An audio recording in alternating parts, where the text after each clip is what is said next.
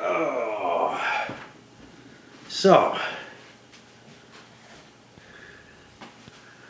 a while back, I briefly mentioned something that I've maybe mentioned in a couple of videos, and a couple of other places. It's not something I tend to talk about much, but I got a response that somebody was interested in hearing about it, so I figured I'd give what I could, and there's not much.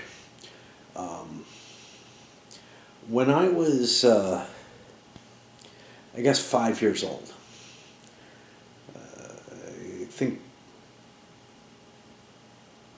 I think I moved.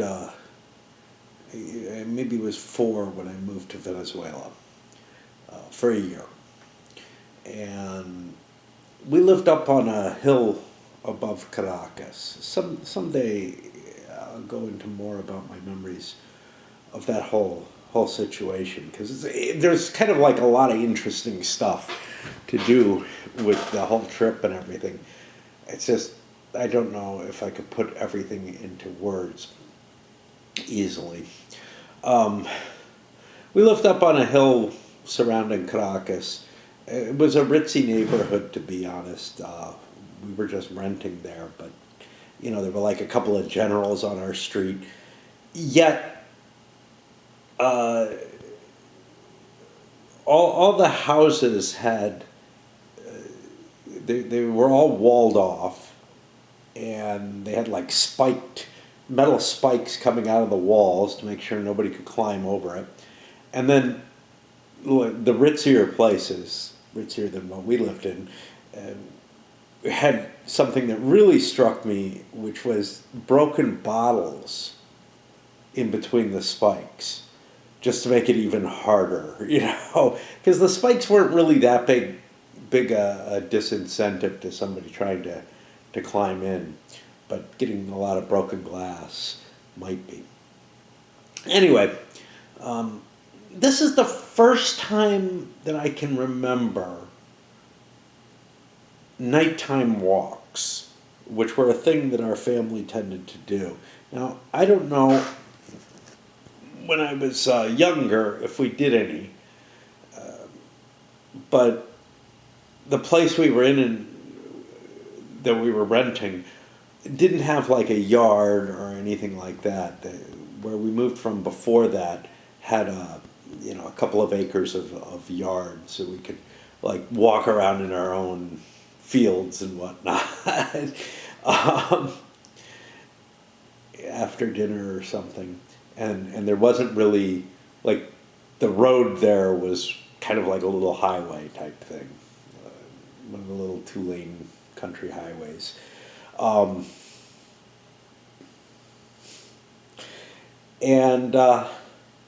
in Venezuela, it was a populous area. So what we ended up, doing was after dinner most nights, we would go for a walk.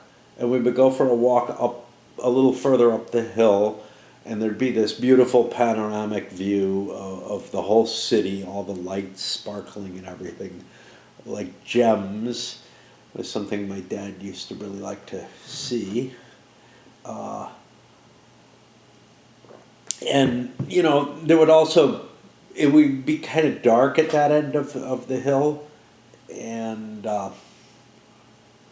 you would often see shooting stars there, and you could see a lot of the stars, a lot more than I can see here. But anyway, one of those nights, we had our dog and our cat with us, and that was part of it, was the dog had to go for a walk, and he couldn't just be allowed to run free in a city. So that may have been a major part of the whole situation. Our dog would, be on a leash and be traveling with us, or I don't even know if he was on a leash there. I know we didn't take him on a leash on later walks, on walks later in life, but But the cat would follow us for a couple of blocks, and then she would just sit down and wait until we came back. But the dog would come with us, and I know that we took a right-hand turn at some point. You know, there's not my memories of the layout and everything aren't perfect, but we took a right-hand turn onto another residential street on our walk, at least on this one night. And soon after that,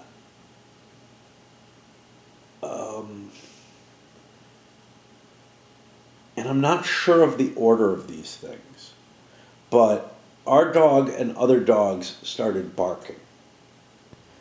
And either just before or just after that, my father noticed that there was something in the sky. And we looked up, and there was a orange glowing globe. And I mean, it's nighttime, right? Looked kind of like a harvest moon, except it was overhead, not at the horizon where a harvest moon would be. And it descended, not terribly rapidly. And as this was happening, people started coming out into the street, "Mira, mira, mira," just all shouting to look. And, there had to be at least a dozen people who noticed this. When it got to its lowest point, whatever that was, and it didn't seem very close, and there was no noise, no wind, nothing going on. It was huge. Okay, it took up I don't know how much. Like, part of me wants to say like half the sky, but I'm not absolutely certain of that. But on a conservative estimate, it was blotting out like a quarter of the sky that I could see, just standing outside. Nothing obscured, nothing. And it was just this orange, I want to say sphere, but I don't know. A disc, essentially. Like, I could see an orange circle. Like when you look at the moon, right? It's what it looked like. It looked like the fucking moon, except there were no markings on it or anything. And it was relatively, like, there was a glow to it, like there is with the moon. I mean, it's as if somebody had, like, taken the moon and done something really ridiculous with it and put it overhead, and then brought it closer. Which obviously nothing like that could happen. And it just sort of stopped lowering at some point, or getting bigger, or whatever it did. And I mean, we're talking, perfectly circular, right? And then it just shot off and accelerated really rapidly out, over the city, I think. And that was it. And I remember,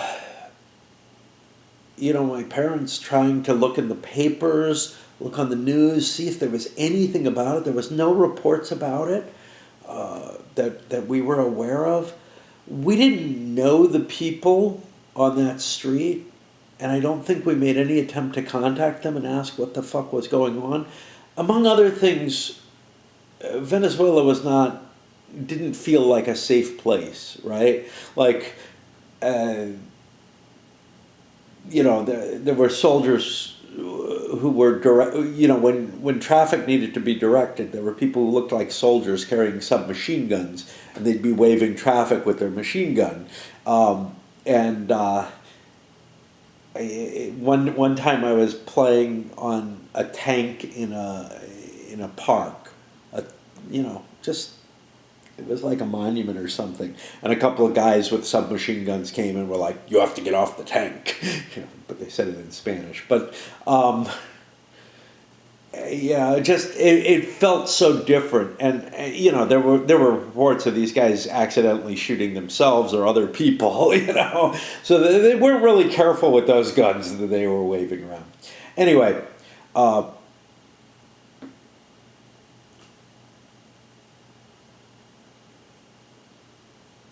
there was just sort of this feeling of, well, it's best we don't ask around or try to get any information because things were not didn't feel safe to us. But at least that's the impression I got from it. Um, and there was just nothing in the news, and my speculations about it, you know, I mean, there's ideas like mass hallucination, right? Which it's a known thing. Maybe that's what happened. Uh, if that is what it was, I have to say, uh, for my little 5-year-old brain at the time, I can't think of, there's nothing to lead me to believe that. If you can't trust what you see in that sort of way, what can you do? It didn't seem like any any kind of reasonable military type thing. It's possible that was a time when Venezuela was not, the government was not entirely unfriendly to Americans. The people were not friendly to Americans. They saw the foreign interventions and whatnot, the financial ones primarily, as being problematic. And so there was a lot of like, get out of here, we want our own oil, type of feeling to the situation, which of course is what led to things later. Um, but it didn't seem like a military thing. It didn't seem like a weather balloon. For one thing, it was fucking huge. And the other is that movement away, that felt like a directed movement, not like a balloon would do, and it was just so fast. Um, it was really, and it's not like it deflated or anything like that. It just, boom, you know? Yeah. Um, and, in later years, I can remember my mom asking me if I remembered what happened. And I'm like, yeah, I think so, and I told her what I remembered of it. And she may have told me other things, and that may be infecting my memory or whatever. I know that on our way back, after we had gotten back to America, um, my parents managed to contact some members of the crew of the ship that we went over to Venezuela on, for some reason or another. I mean, it was just like, they had kept in contact or something.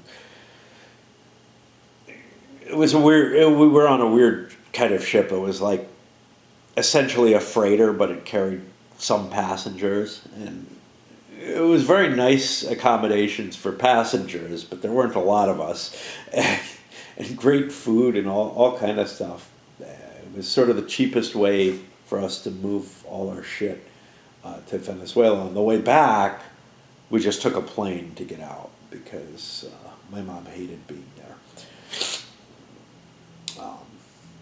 Although it was sort of the most wealthy life I ever had.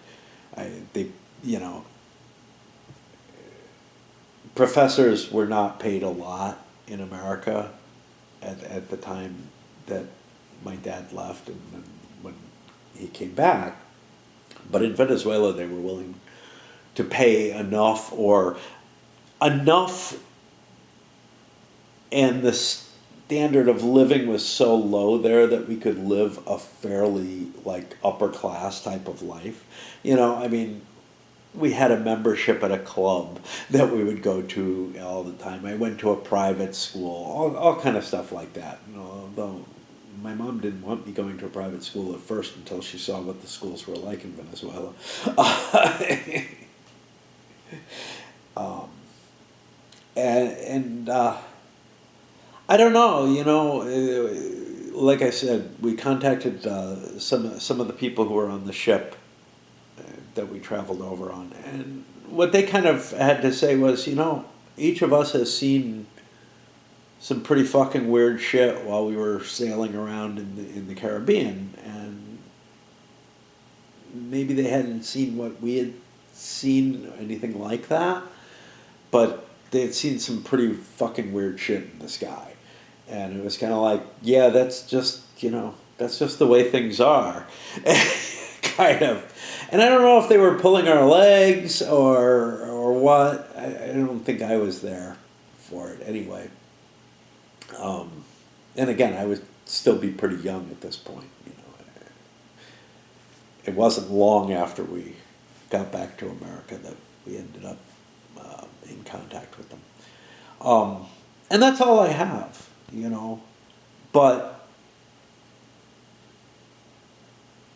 short of something like a mass hallucination event, as far as I'm concerned, I know I saw something. I have no fucking clue what it is. And I still can't really tell, you know, which is totally different. So my first wife, when she was in Buffalo, she was with her mom. And they saw something that they were like, wow, what the hell is that? It looks like a UFO or something. Turned out it was like one of the stealth bombers or something like that before they were known about. But, you know, this didn't look like, it didn't look like a vehicle, it didn't look like a plane or anything like that. It looked like the fucking moon, you know, coming down. And I try to think if there's any way that like a weather balloon or something could look that big and that smooth, right? Like, and glowing. Glowing. And that just doesn't seem likely to me. But anyway, I figured I'd give you what little I saw, because it is kind of a weird thing, and I don't know of anybody else who's seen that. I know, you know, a lot of people have seen things in the sky that are fucked up and weird. This was, you know, you hear some of the UFO sightings and stuff, and they're like things like a set of lights traveling in formation or something.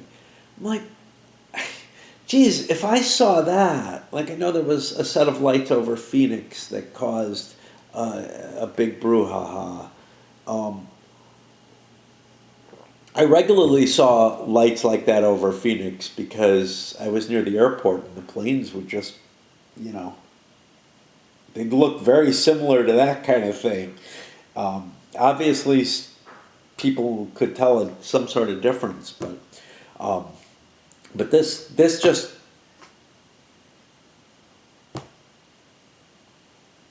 seems weird, you know. That's all. Anyway, that's all I got to say.